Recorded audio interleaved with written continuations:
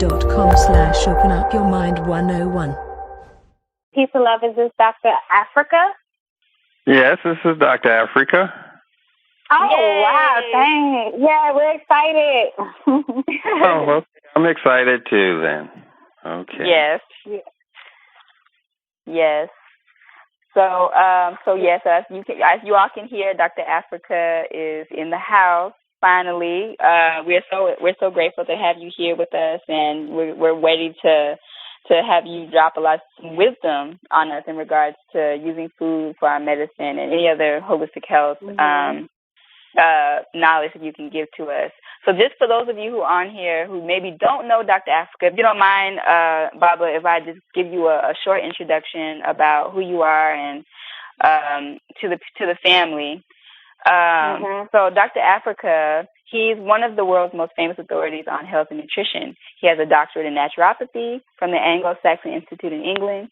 He is a certified addictionologist with a degree from the American College of Addictionology and Compulsive Disorders. He is a certified nurse from Georgia Baptist Medical Center, and he is also an acupuncturist, a metaphysician, and in the U.S. Army as a social worker, nurse, and psychotherapist.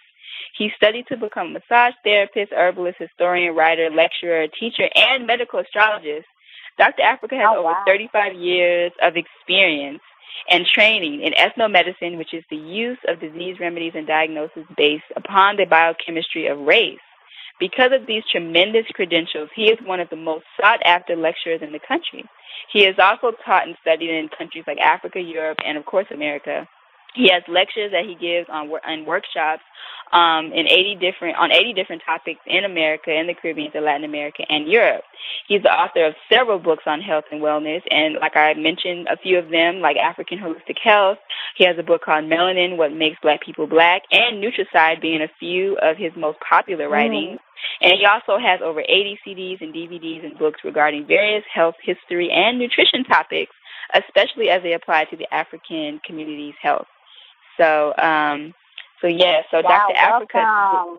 Yes, so that was a mouthful. We really wanted you to expound on just using food as medicine, because it's a topic. I mean, that's the title of our show. We want to know, just kind of first off, like, how do you use food as medicine in your practice and when dealing with African people? What kind of things do you how do you utilize that foundational type of modality? The process is just a natural process, knowing when to eat and why you eat and how to eat, and understanding that herbs are food, coriander, curry powder. We just don't think of them as food. Parsley, those are herbs. Right. We call them, but they are also foods, and we don't think of them as that for some reason. So it's a matter of knowing how to combine your foods properly, which you would say herbs, what herb to put with what herb. A herb is actually a leaf and the stem of the plant together. That's called herbs. And you have roots, then you have leaves, but a herb is all of those things together, technically speaking. The thing is that we don't have that kind of connection to the earth. We're about 4 generations from being farmers. Originally, all of our people were in agriculture, picking cotton, sugar cane, all that sort of abusive kind of labor, but we were close to the soil and to the rhythm of the earth. We don't have that anymore. Our connection to food is mostly in the grocery store, so we don't have that kind of spiritual sensitivity about food. But that's how you use medicine, knowing when to eat, how to eat, and what to eat, and knowing how to use what you call spices, which are actually herbs to put in your food to treat whatever illness you have. You may want to add some chicken spice to your food or soup. If you have a cold, you put that in your food. Spice is a technical term for a small measurement. So you put in a small measurement of a herb in your food and you're eating it. So basically, your medicine. Wow. And I'm glad you brought up the thing about herbs and spices, because I remember I listened to you do, I think you might have talked about this too when you came out here and to Dr. Goss's property, but I've also heard you talk about how when you heat herbs, like when you put them in hot water, you heat them in food, that they actually become a drug. I don't know if you remember saying that, but like it changes. Like I think you said that it changes their chemical properties or something. Because now it's not just like a plant that is just used for spicing, but now it becomes like a drug, like medicine drug. So that's technically correct. If you heat up me, I'll change. I mean, it's just a process going to a living thing.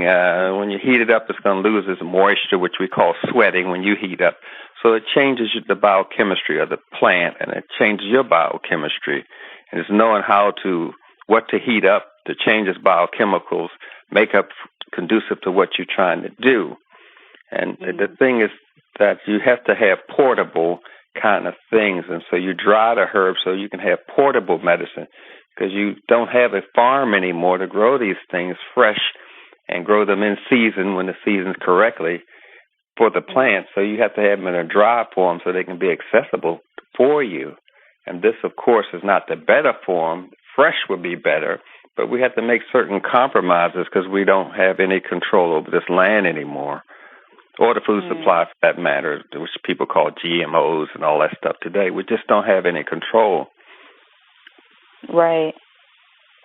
Interesting.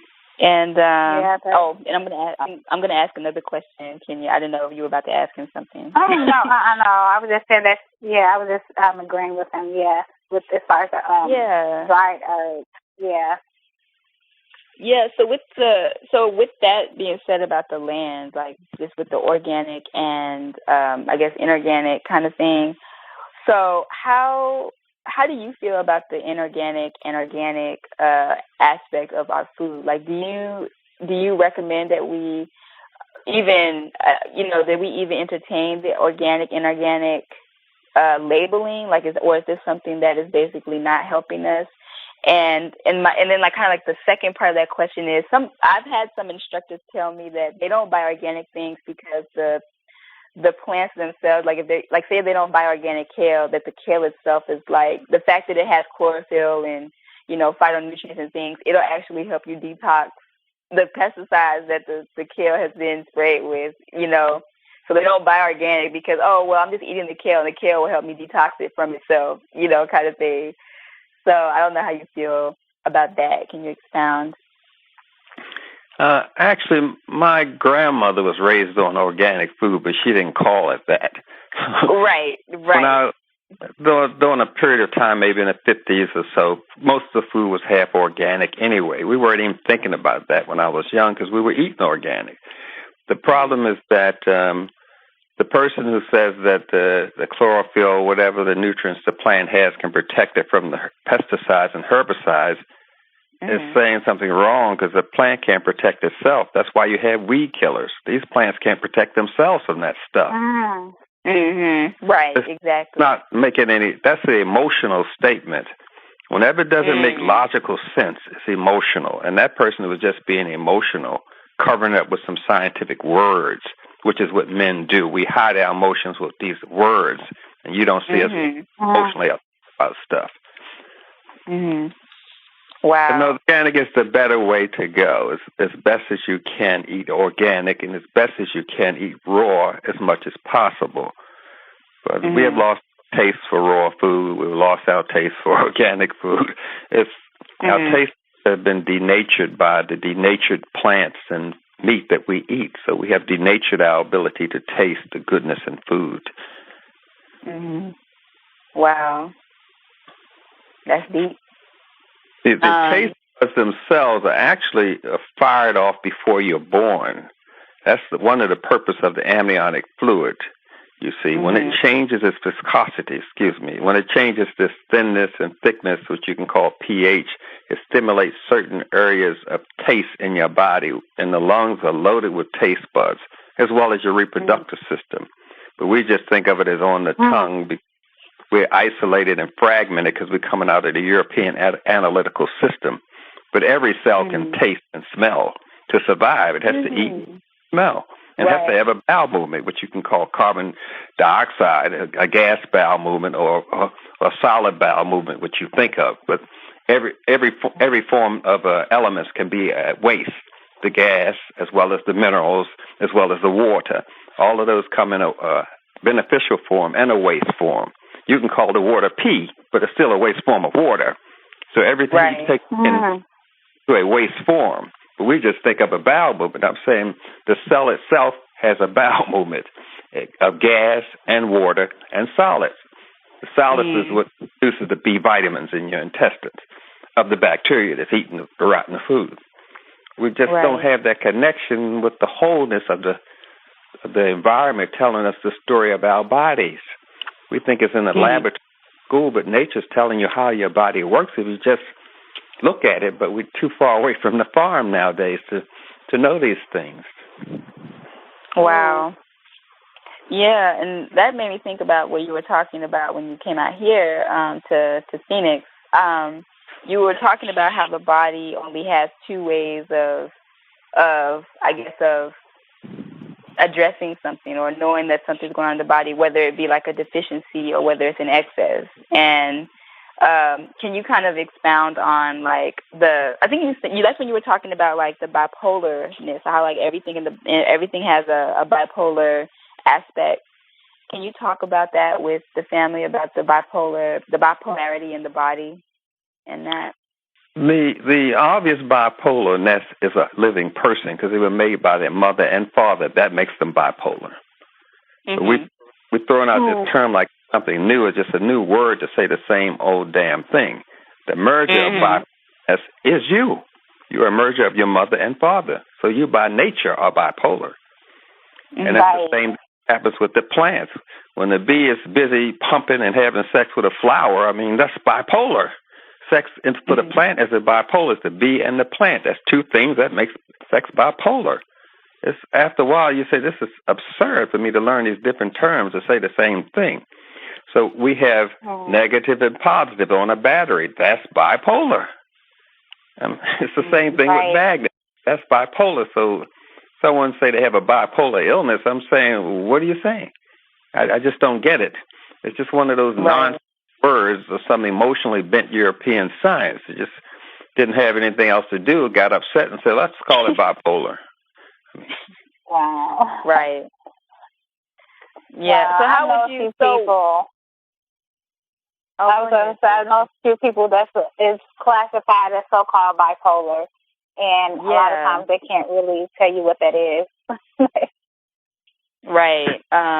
They have a lot of, I know, like they have like a different, in the DSM, they have a lot of different subsets of bipolar disorder. Dr. Afrika, since you brought up bipolar, how would you look at a bipolar, what they call bipolar disease? Like, what is that in a holistic diagnosis approach when you look at bipolar disease?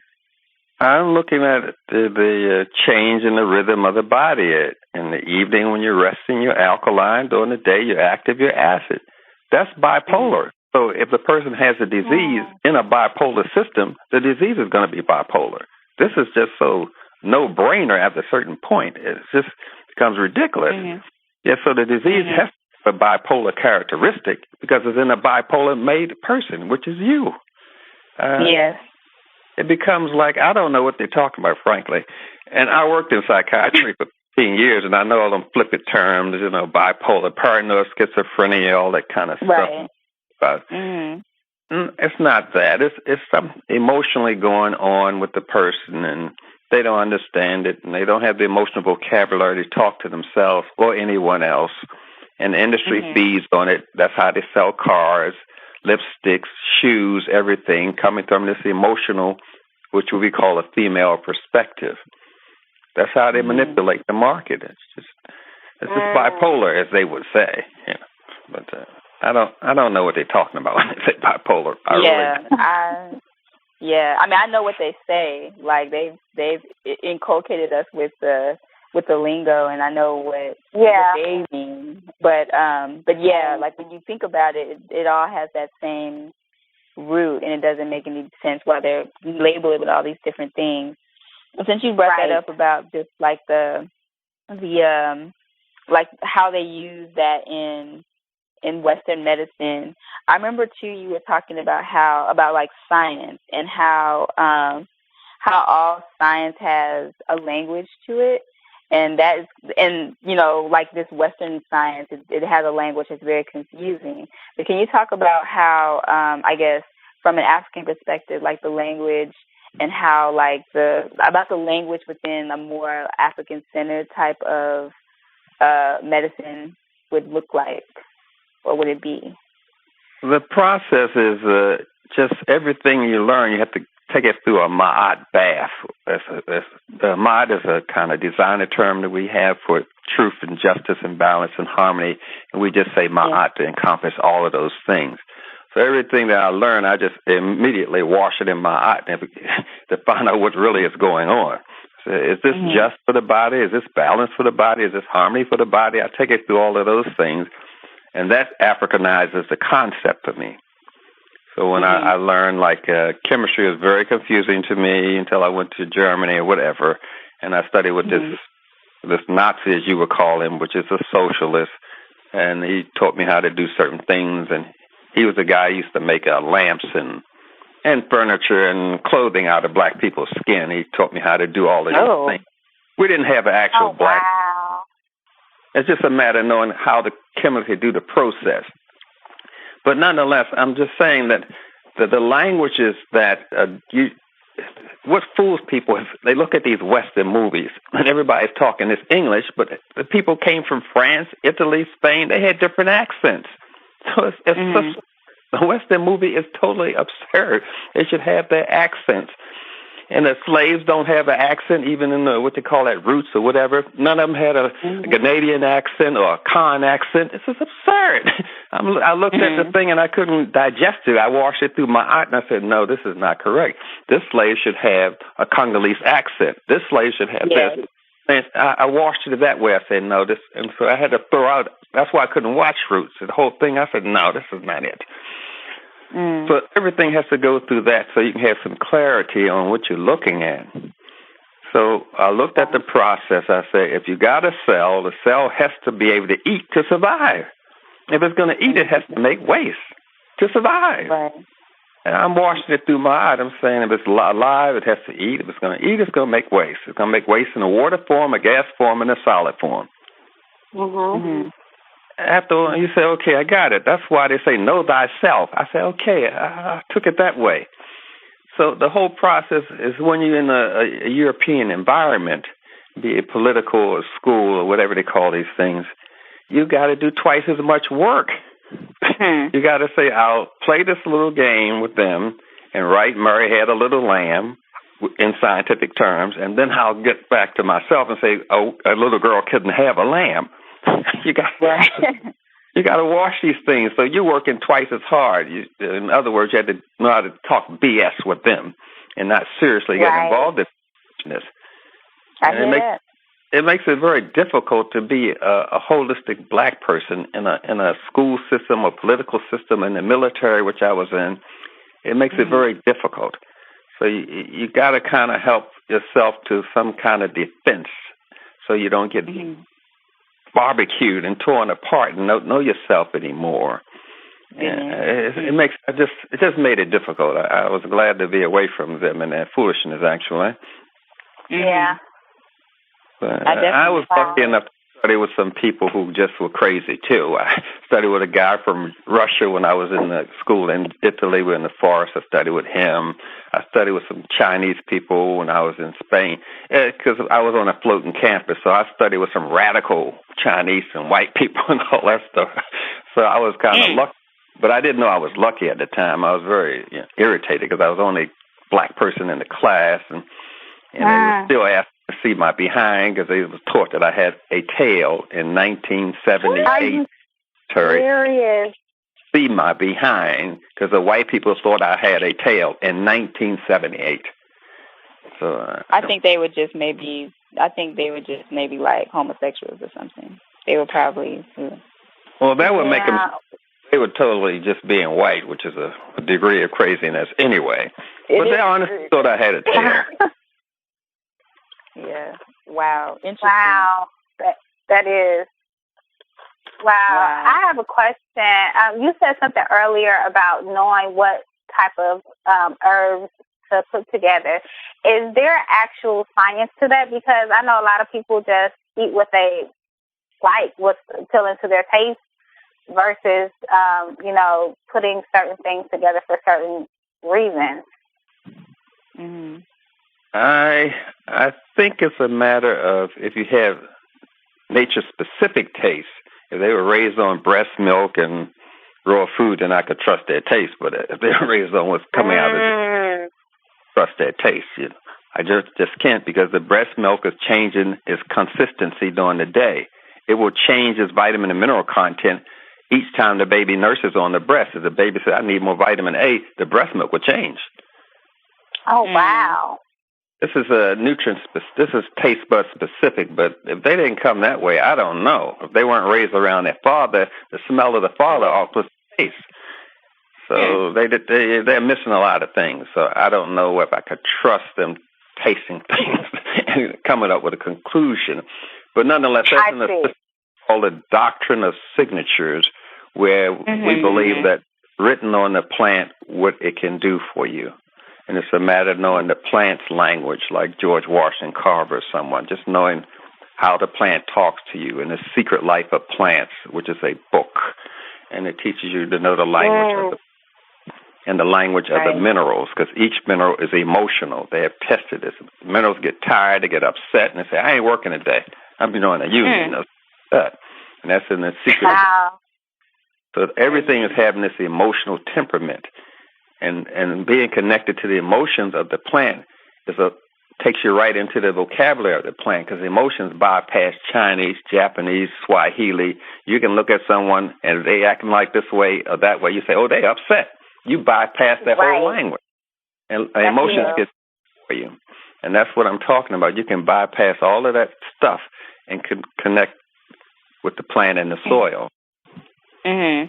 Wow. That's interesting. That's interesting.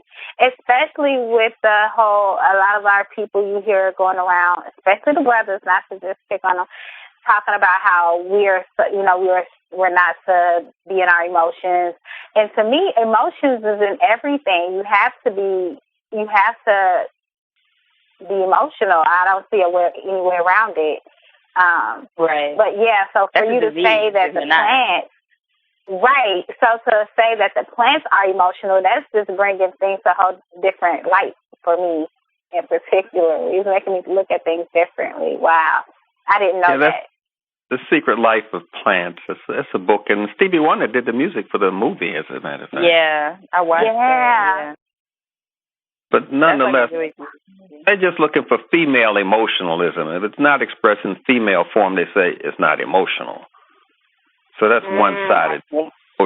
Emotions are bipolar. So they're just looking at the female expression. That's all. I see. These guys are very emotional. There's nothing more emotional than basketball and football, please. They get all up, every scream, holler, and all kind of foolishness. They're very emotional. Wow. Right. That's so true. That's true. Wow. That's true. Instead of talking about go ahead, Dr. Afrika. I was just saying it's just a matter of they just saying only type of emotion is female emotion. If you don't have that, you're not emotional. That's a con game for women, and it works quite well. Wow. Yeah. It does. It can help you scare some people too. Like, don't mess with me today. It's that time. It's that emotional time. Mm-hmm. But even that, I guess, is an imbalance too. If you are like PMS and all that kind of stuff that scares people sometimes, that's an emotional imbalance, So, but since we're talking about the science of combining like those kind of those minerals and vitamins with different emotions, how do you feel about food combining? Like, is there a science with food combining too? And do you deal with food combining when you practice? Yes. You got to keep it rather simple. You don't want to go into a whole lot of technical stuff. It's just a matter of not, the basic thing is not to add sweet things to non-sweet things. Putting like strawberries and grapes on some wheat. I mean, that's illogical. bland tasting things go with bland tasting things, and bitter goes with bitter, and sweet goes with sweet. Starch doesn't go with meat, and meat doesn't go with starch, keeping it simple. But you can add starch to green leafy vegetables, and you can add meat to green leafy vegetables. That's the major thing. But you don't want to add potatoes to meat. That's a illogical food combination. But that's better known as burger. So no meat and potatoes? No meat and potatoes for people? Like that? So that's incorrect? Starch doesn't go with meat, unfortunately. And no hamburgers? That's starch, which is the bun or bread, and the meat. Right. That doesn't go together. If they put it on cabbage leaves or spinach leaves or kale, fine. But I don't think the average no-grower is going to do that. But that would be that. Yeah. Yes. And since, we're talking about just like a ma'at, we're washing our diet with ma'at. Let's say that, we're living a diet in ma'at. What, can you share with the family, like what a traditional African diet looks like? Like what kind of things did we eat, or what kind of things are best for the African body to eat in regards to our traditional nutritional needs and things? It's just a matter of understanding that we taught other people to eat, and they're copying what we taught them.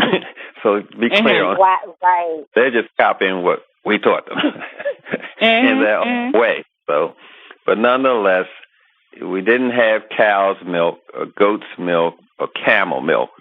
We didn't have that unless we were forced to do that in a desert situation. And we didn't have salt on the table or a bowl of white sugar on the table. Those things are verified in all the paintings of the pyramids. So we know that those are not part of our diet. This synthetic substance called white sugar and this thing called table salt. And the frying pan has never been discovered in Africa, so we know that's not in our diet. Basic stuff learned from the Europeans, frying food, frying bananas, and all kind of weird stuff. Frying plantain. It's just weird. The sun fries the food, and we don't have to duplicate God. I mean, God did a good job of frying the banana until it's brown or black. Now it's ready to eat. But Dr. Afrika, like all the Nigerians I know fried plantain when I grew up. Where did that come from? It comes from being colonized. You have to remember the Europeans were in Africa 2,000 years before they brought us over here. The white Arabs and the white Chinese, that's the northern Chinese, and the white East Indians, that's the northern East Indians. They were in the slave trade, and unfortunately they found a colonized diet because there's no such thing as Nigeria and Algeria or Mozambique on any ancient map. That's some stuff some white people drew on Africa, just like they drew Kentucky and Mississippi on North America, which didn't exist when American Indians were here, as you know. So all these names they give in these countries that they say they're from, it's not true. Some white people drew that stuff on the map. Right. So they use a mentality, and they don't know it because they are not into the history that much. They think because they speak an African language, they know African history. It's like if I talk like a New Yorker, I know New York history. That's not true. You got to go to a historian to know New York history. They just assume because they speak an African language that they know African history, and it's not true. It's not true. You talk with a northern accent don't mean you know Boston's history. I mean, give me a break. It's just that we have been miseducated, as Carter G. Woodson said over and over again, and they laughed at him for saying it when he was alive. We have been miseducated, and we need a day to try to clean up this mess, which he called Negro History Day, but it didn't work too well. Now we got a whole month to clean up, but we can't clean it up because we don't have people using ma'at in the science and the chemistry and the biology and the cytology and all these other branches of science. Wow. That's interesting. I know I heard you, I'm familiar with some of your work, some of your lectures, and I did run across this lecture of you speaking about homosexuality, and you were speaking about that can help people, that they can eat or eliminate, that will help them with this. I know this is food for medicine, and I wanted to just, because I thought it was very interesting that you brought food into that conversation. Can you just touch on that a bit? Well, what we're doing is changing the chemistry of a person, and when you change the chemistry, you're basically changing their diet, and you can change a person's diet by giving them Tylenol. That's a change in their diet, or giving them alcohol to drink. That's a change in their diet, or putting the chemical directly into their veins, which is a change in their diet. But we don't see dietary change being done in traditional medicine. We think it's just with the food, but everybody's changing the diet. So if I change the diet and put synthetic hormones in this person to such a level, I can alter their biochemistry, which alters the biochemistry of the brain. And I also took away the whole natural birthing process. And we are looking at the results of the hospital birthing process, which we don't count. We're given this oxytocin, which causes historical amnesia. It disconnects you from your source, and we're not looking at the birthing process, especially with the drugs. Once you to the lady, that goes into the baby, and that alters the baby's ability to think, and they get confusion, and they get obsessive compulsive behavior because they obsessively want to find their mother and their father. Develop this obsessive compulsive behavior. And since they're subjected to this, these imaging machines, which you call computers, which stimulate the lower part of your brain, which would, I don't want to get too physiological here. It stimulates the imaging part of your brain and not the part of your brain that says this is not morally correct. Imaging machines do that. It's like I lift weights by only using my right arm, so my right arm is going to get bigger than my left arm. So I'm constantly using an imaging machine, which stimulates the imaging part of my brain, and the part of my brain that says this is not morally correct gets small. So we have a new brain. This is physiology. In 1980, basically the brain changed totally.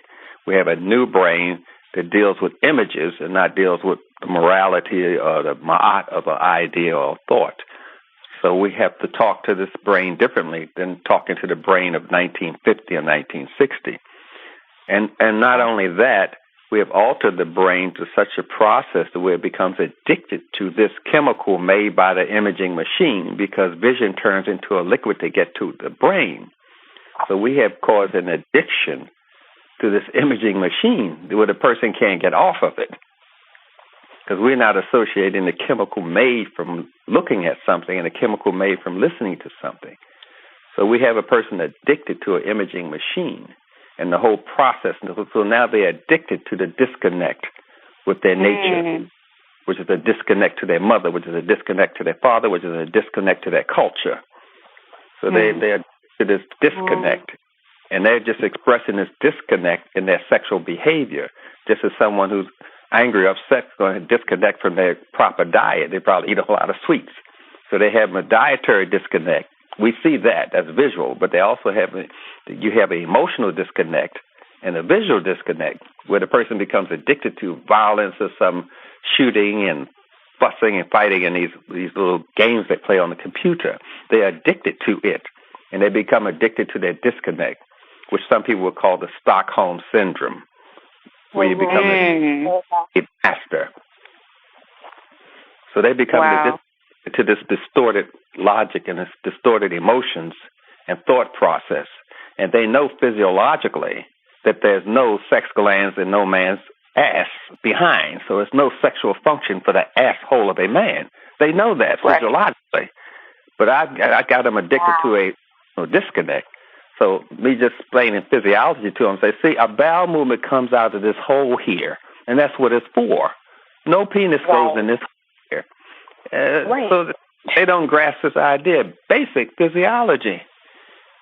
I've never seen two bulls married to each other in my life, or two roosters.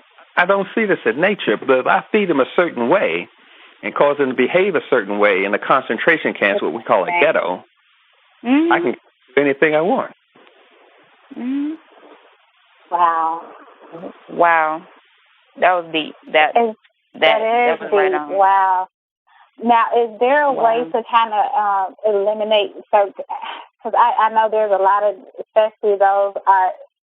especially in the urban area where I grew up, the so-called ghetto. As there's the way that we eat in those areas, and you see that there's a lot of homosexuality amongst the children, the younger people, boys, girls.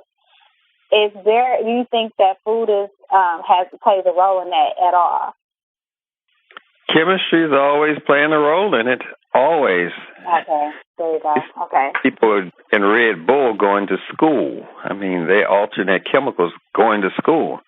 Now with marijuana legal, they alternate chemistry. When I taught a class in California, I think it was about 4 years ago, the children went on a break and they were outside smoking marijuana because they had a medical prescription for it. So when they came back to the classroom, it was just, what the hell am I talking for? They weren't there. They were just disconnected. All of these chemicals are floating in the system, and it's nothing more chemicalized than marijuana because they got to grow this stuff fast so they can sell it fast. So they have altered that whole thing. Marijuana today is just another freak. GMO, everything. But they're not looking at it. No one that says, I'm only going to smoke organic marijuana. Please. Give me a break. So they just saturate themselves with chemicals on so many different levels, synthetic chemicals that is through the Red Bull, the sodas, the synthetic estrogen in the hamburgers and the marijuana and the cigarettes and the alcohol. It's a chemical madness. Yes.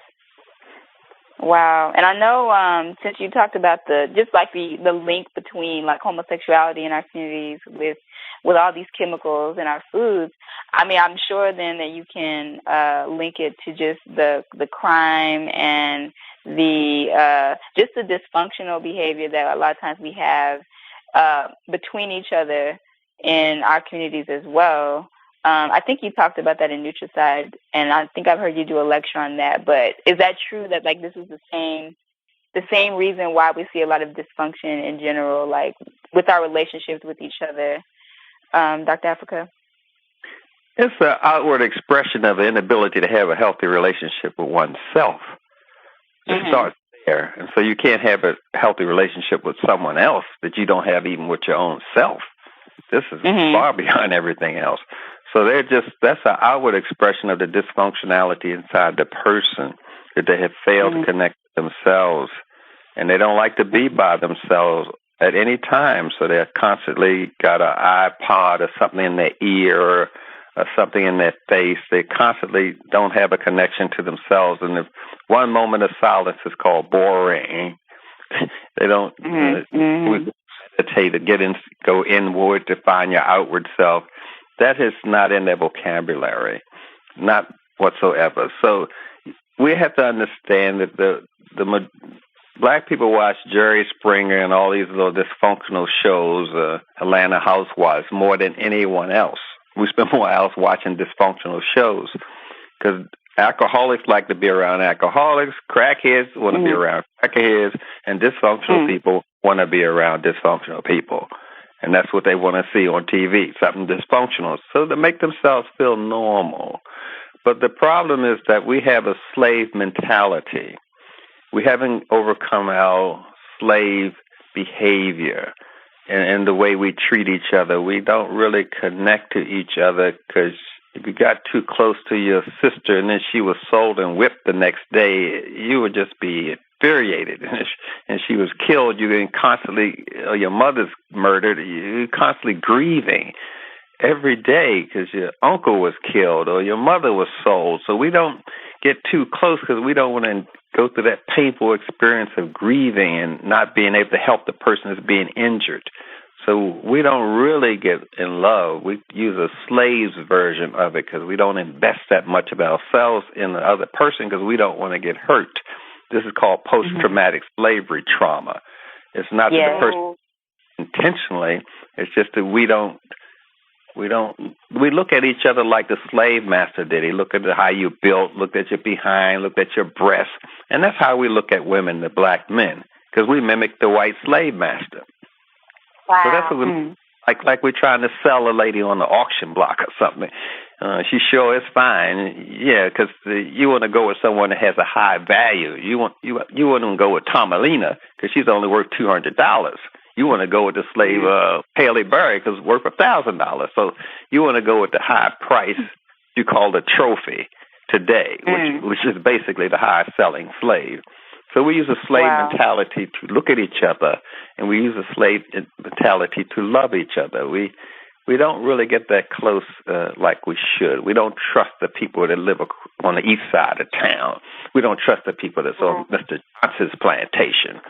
So we're bringing that slave mentality into our love life and into raising our children, because our children are evil and they're bad, so we got to beat the hell out of them. And that's what we tell them. I'm going to beat the hell out of you. Like they're evil or something. We learned that from the slave master. We just keep process. Wow.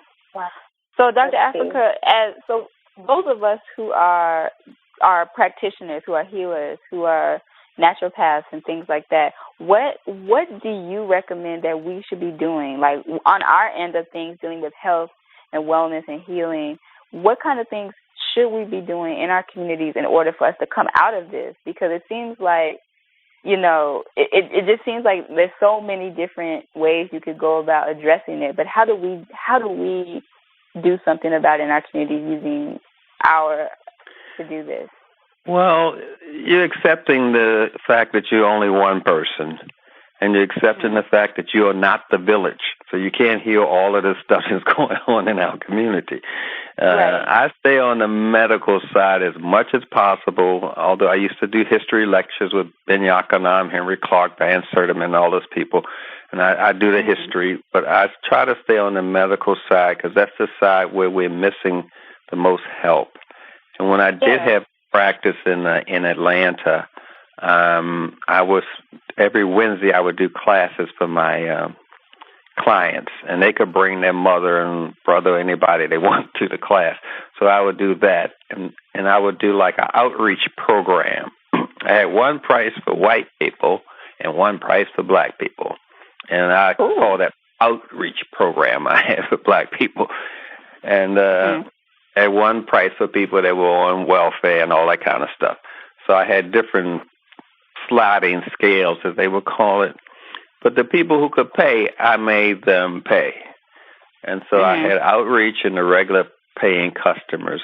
And since I was doing the healing, and I am a healer, I didn't deny treating anyone. Someone could come with someone white. If they're sick, I have to treat them, because that's what I'm a healer.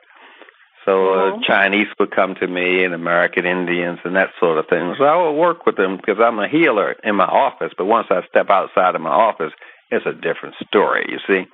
So nonetheless, I had my outreach, and I did little things like giving little talks at churches and synagogues and mosques.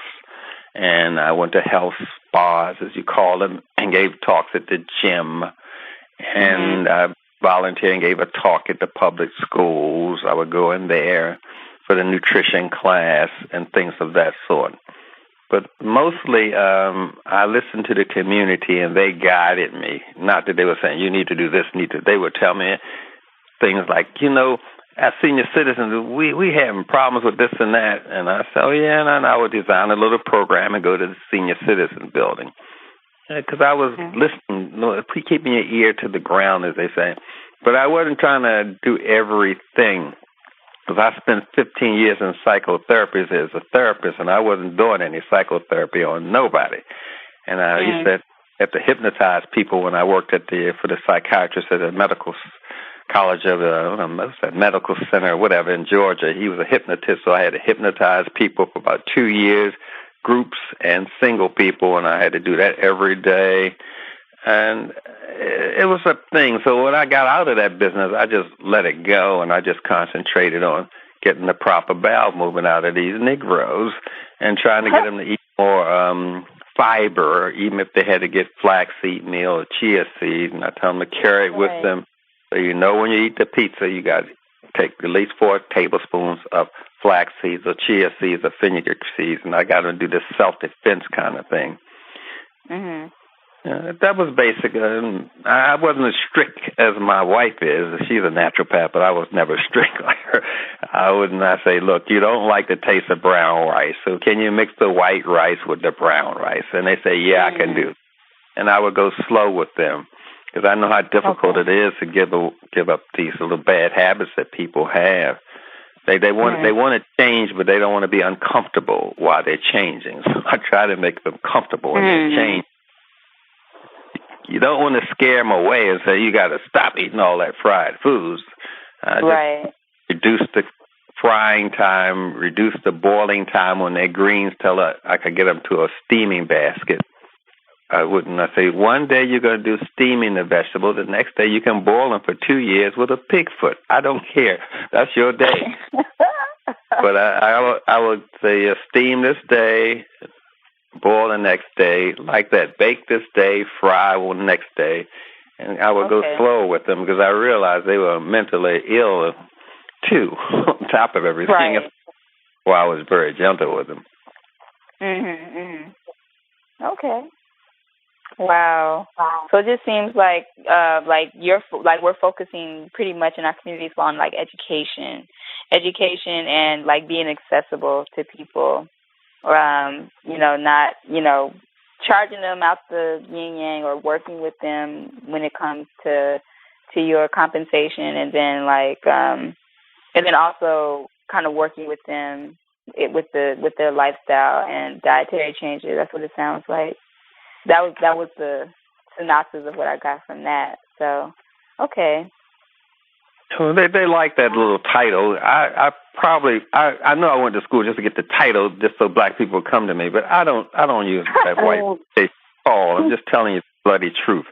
But I say I better get this little shingle so I can hang out on my door, and they say, oh, he's a doctor. I can go see him, that kind of thing.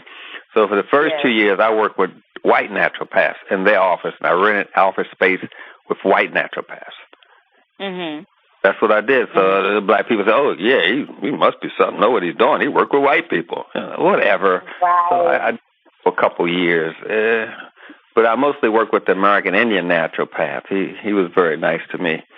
And most of the black people went to him. He had more black clients than I myself. Like Gary Knoll in New York, most of the people in natural medicine go to him rather than the black practitioners in New York. Gary Knoll is a little Jewish fellow, best-selling book and all that sort of rut. Wow. But they will own the market. That's no doubt about it. And they own the market. The Chinese own the acupuncture market, even though I do it. But they don't never ask the Chinese, where'd you go to school at, who taught you, and all that stuff. They don't need any qualification at all, except some slant eyes and say they're acupuncture. And that's all they do. They don't know what the hell they do. Wow.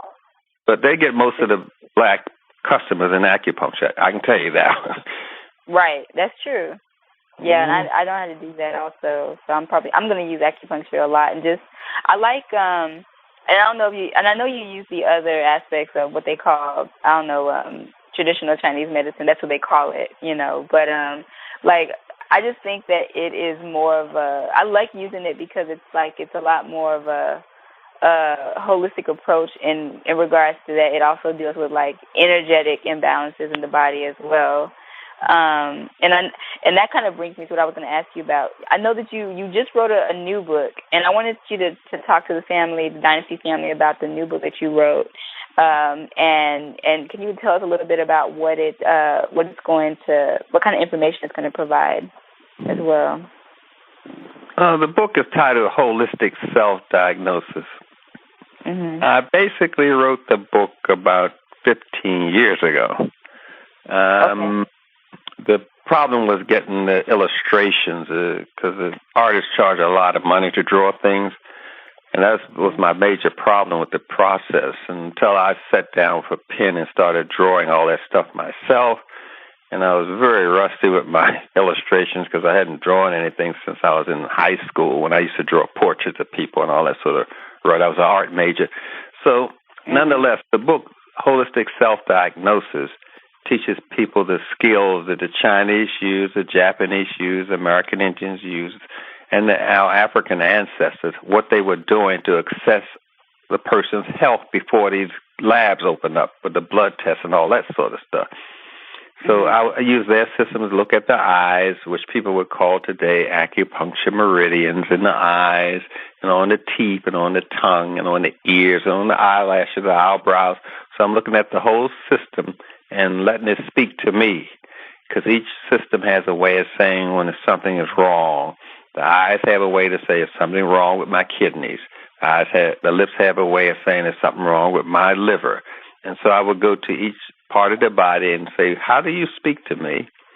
And through the illustrations in the book to show what the liver is saying when there's something wrong with the lungs or something wrong with the reproductive system, in the eyes, or on the lips, and on the ears, on the fingernails, the neck. I go through each part of the body to use as a diagnosing tool. But the illustrations help bring it out more because you can actually see how the tongue is going to look. If there's some problem with the kidneys or lungs or intestines or something like that, you can actually see it. I do the illustrations for all of those.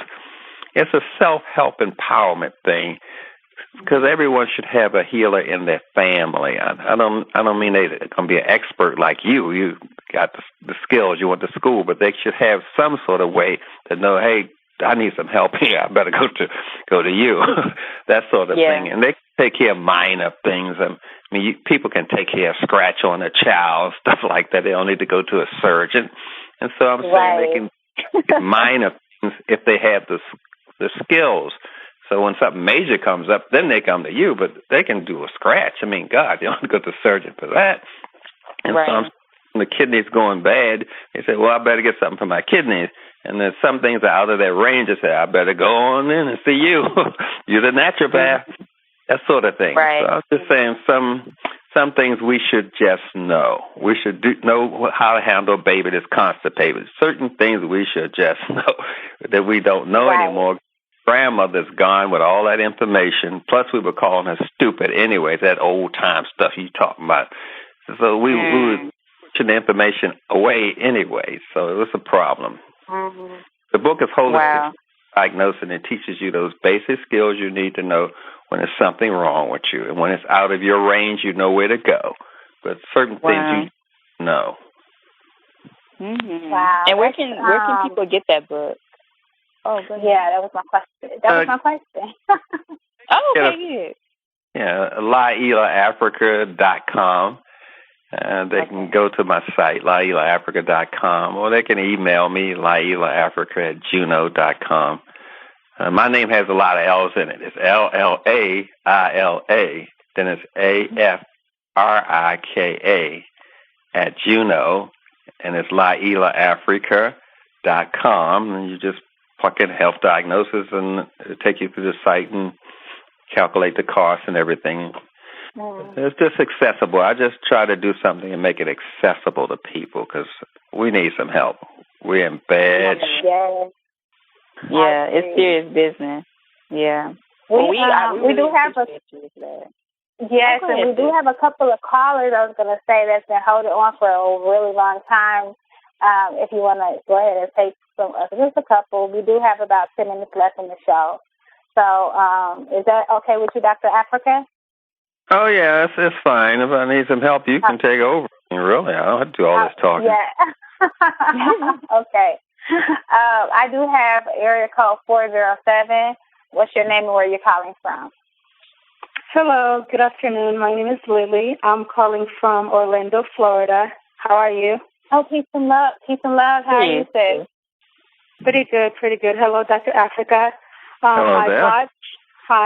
I've watched a lot of your videos, and I also was in touch with your assistant around June of this year, and she helped me with some other things. That was my wife, Dr. Stevenson. Yeah, his wife. Sure, I think Yeah, I know the voicemail said she was your assistant, so I wasn't really sure, so I just left it. Yeah, that's, we keep professional. That's Dr. Stevens. Yeah. Yeah, she was very helpful. Okay. I was on the phone with her for a little while. She helped me with some spiritual things I wanted some clarity on. But I have a question. I watched some of your videos about fibroids, and I went to the store and I got all the herbs that you mentioned. But I've tried it. Basically, I've tried different things. I don't know if it's because I'm impatient, but nothing is working for me right now, and I'm at the point where they're telling me that I might have to get a hysterectomy, and I don't want to do that. Yeah, that's a universal problem with black ladies. About 70% of the black ladies in the world have the fibroid tumors. I do sell a supplement for fibroid tumors that will shrink it down for you. You have to go to my email, LailaAfrica@juno.com, and you can get the supplement to shrink it down.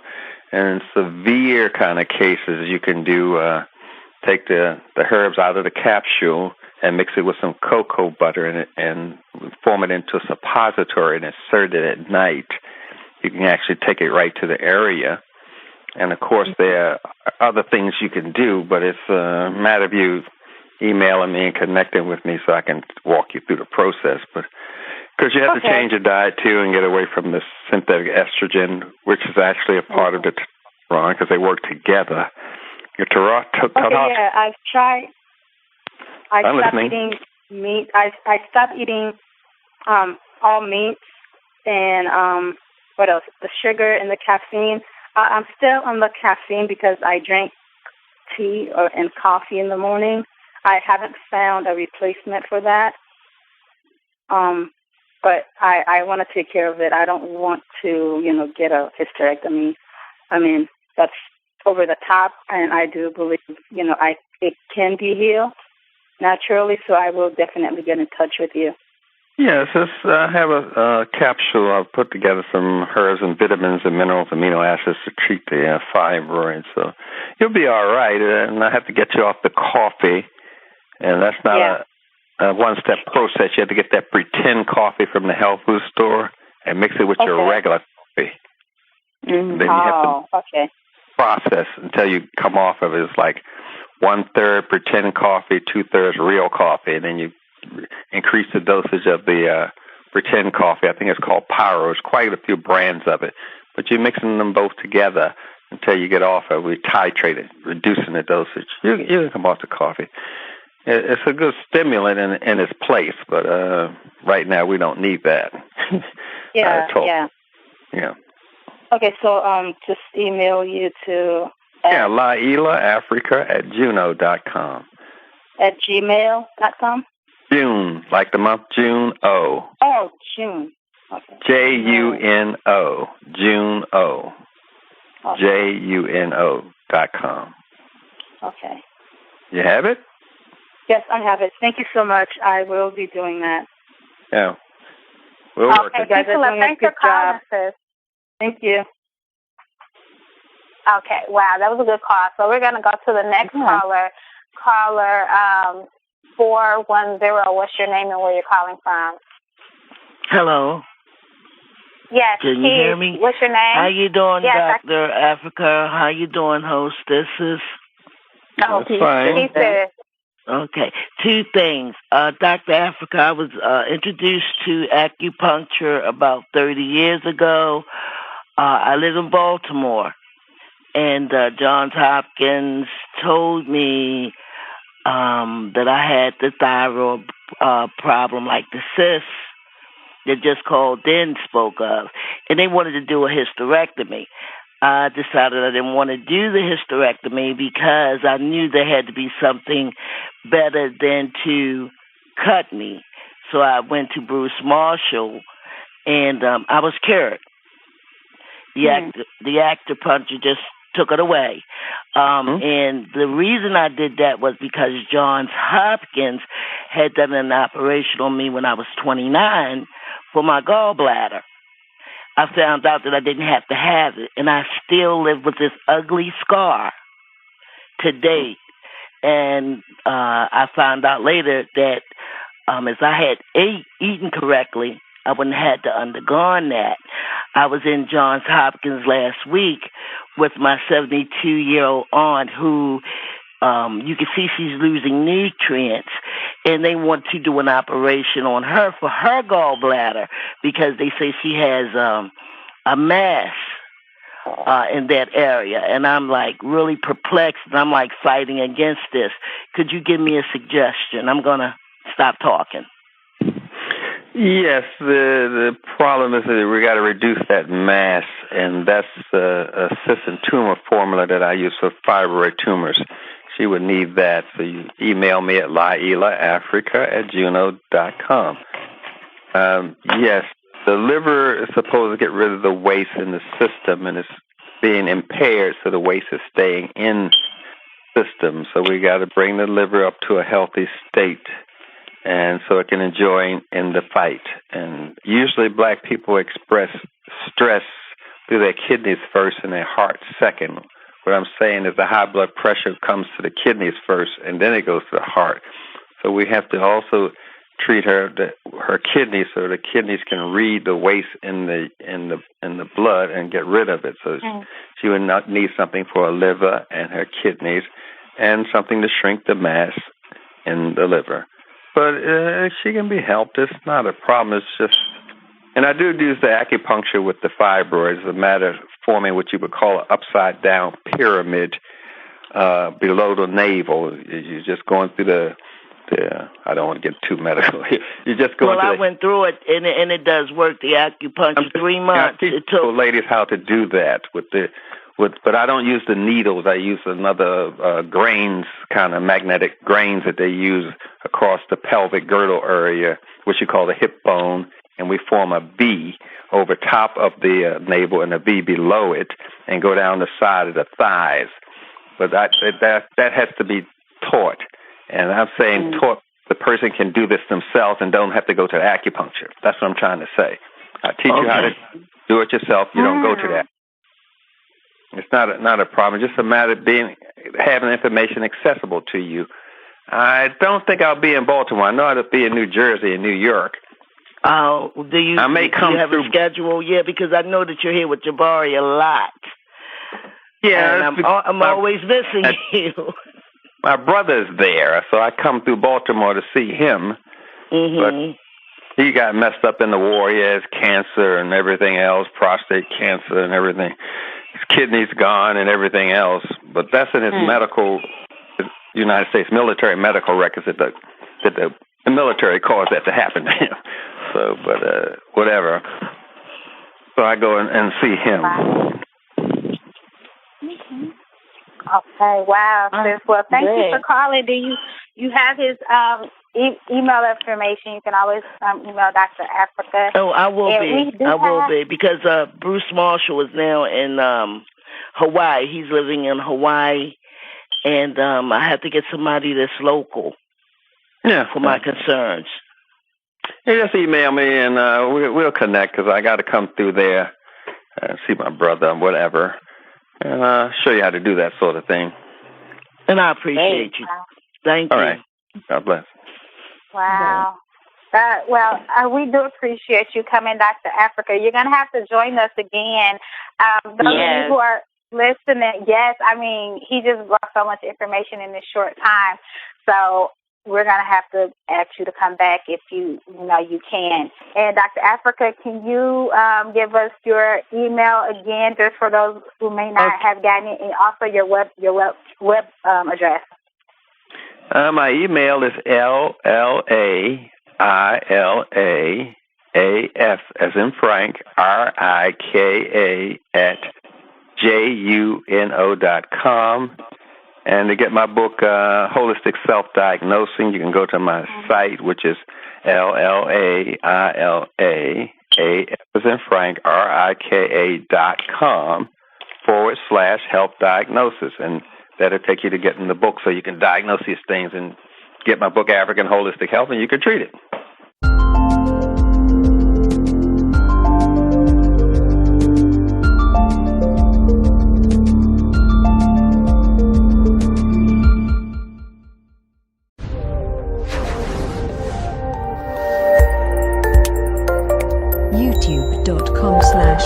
Your Mind 101.